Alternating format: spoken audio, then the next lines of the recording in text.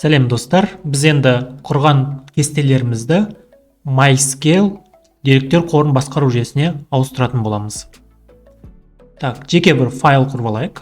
Бұл бізде үшінші файл.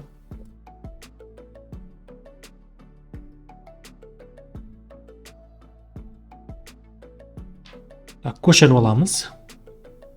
И көшіріп бұнда өзгертетін боламыз. Давайте. Біріншіден rooms'тан бастаймыз. Так, int primary key auto increment. Бұл жерде serial емес, auto increment деген сондай атрибут бар. Соны қолданамыз. Так, басқа ешнәрсе өзгерілмейді. Так, келесіден.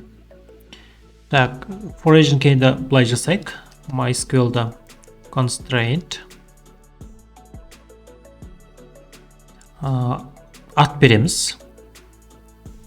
Так, бұл атты былай құрайық. Teams room ID деп. Foreign key. Так, foreign key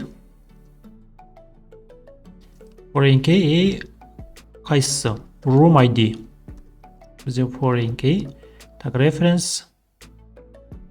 Так, басқа жағы өзгермеу керек.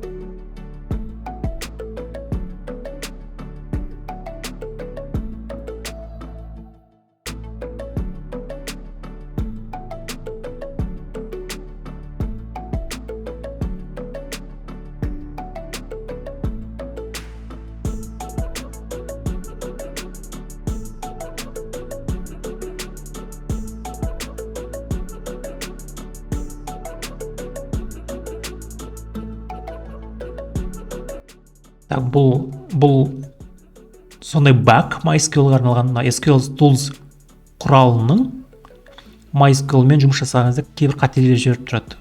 Мынау сондай қате. Обычно property name деп шығады, undefined. Мен ойымша бәрі дұрыс құрылды. Давайте көрейік. Select.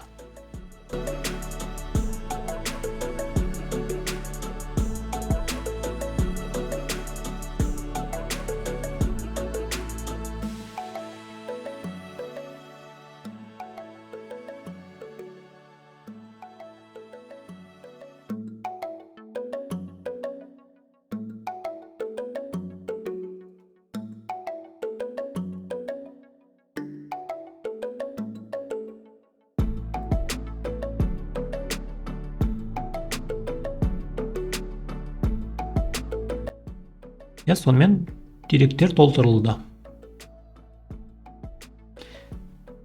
Жақсы, сау болыңыздар, кездескенше.